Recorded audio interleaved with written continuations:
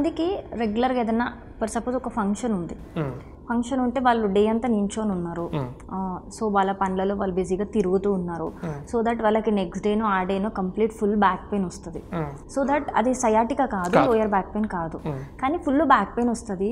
దానివల్ల వాళ్ళకి చాలా అనుమానాలు వస్తాయి, ఇదేంటి అది ఇది అని చెప్పి. సో అలా నార్మల్ అంటే టెంపరీ పెయిన్కి పర్మనెంట్ పెయిన్కి ఎలా డిఫరెన్స్ ఎలా చూడాలంటారు? అంటే మంచి క్వశ్చన్ అడిగారు. అంటే ఒక రోజు ఎక్కువసేపు నుంచోవడం వల్ల వచ్చేది కాదు బ్యాక్ పెయిన్ కానీ సయాటికా కానీ.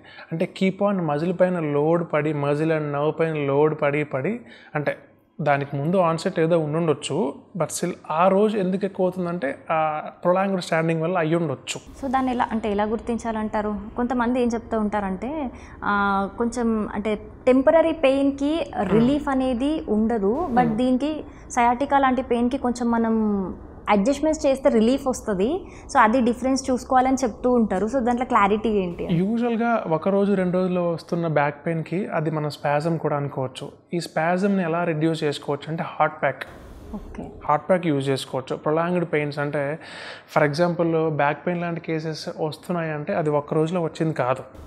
వెనకాల సెట్ ఆఫ్ అంత బ్యాక్గ్రౌండ్ వెరిఫికేషన్ అంతా అయిపోయిన తర్వాత బ్యాక్ పెయిన్ స్టార్ట్ అవుతుంది. అప్పుడు మనం ఏం చేసుకోవాలంటే హాట్ ప్యాక్ ఎర్లీ స్టేజ్లో hot pack the best result ఇస్తుంది. మార్నింగ్ నైట్ కొంచెం హాట్ ప్యాక్ పెట్టుకొని కొంచెం మేనేజ్ చేయగలిగితే తగ్గుతుంది. స్టిల్ ఇంకా అట్లీస్ట్ ఒక 2 times or 3 days hot pack పెట్టినా కూడా ఇంకా తగ్గట్లేదంటే something is bigger than that అని మనం పేషెంట్ కొంచెం తరువుగా ఎవాల్యుయేట్ చేసుకుంటే బెటర్. ఓకే, ఈ పెయిన్ అనేది బ్యాక్ పెయిన్కి సంబంధించి ఎర్లీ స్టేజ్లోనే మనకి తెలిసిపోతుంది అంటారా?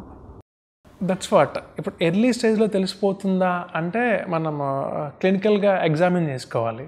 క్లినికల్గా ఎగ్జామిన్ చేసుకొని పర్సే ఇప్పుడు మన దగ్గరికి వచ్చే వాళ్ళందరూ కూడా 4-5 రోజుల్లో బ్యాక్ పెయిన్ వస్తుంది అని వచ్చిన కేసెస్ నేను రేర్గా చూస్తాను. ఫర్ ఎగ్జాంపుల్ ఒక 2-3 months నుంచి కీప్ ఆన్ పించ్ అవుతోంది, పొడుస్తోంది, లాగుతోంది, ఇవన్నీ చెప్తూ ఉంటారు. 2-3 months నుంచి లాగడం, పొలవడం ఇట్లా ఉన్న పేషెంట్స్ ఇప్పుడు ఎందుకు గుర్తొచ్చింది అంటే వర్జన్ అవుతుంది కాబట్టి, పెరుగుతోంది కాబట్టి. అదే పెరగకన్నా ముందు ఎర్లీ స్టేజ్లో కనుక మనం ఫైండ్ అవుట్ చేయగలిగితే సింపుల్ మేము కేర్ చెప్తాం. లోవర్ బ్యాక్ పెయిన్కి ఎట్లా లేవాలి, సింపుల్ కేర్ చెప్పి అది ప్లాన్ చేసుకుంటే సరిపోతుంది.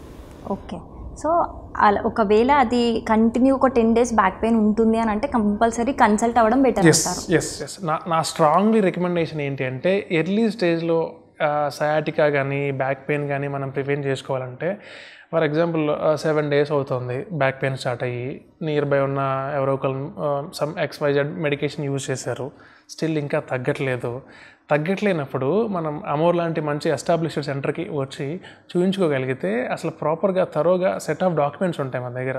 బ్యాక్ పెయిన్కి ఇంకొక రీజన్ కూడా ఉంటుంది. యూరిక్ యాసిడ్ లెవెల్ పెరిగినా, వైటమిన్ D3 లెవెల్ తగ్గినా, B12 లెవెల్ తగ్గినా కూడా వచ్చే ఛాన్సెస్ ఉంటాయి. ఎందుకు uric acid level, vitamin D3 and B12 అని చెప్తున్నానంటే మజిల్ సోర్నెస్ వస్తుంది. యూరిక్ యాసిడ్ లెవెల్ పెరిగితే ఈ మూడిటి వల్ల మజిల్ సోర్నెస్, మజిల్ లోపల వాపు ఉంటుంది, keep on pinching kind of pain వస్తుంది.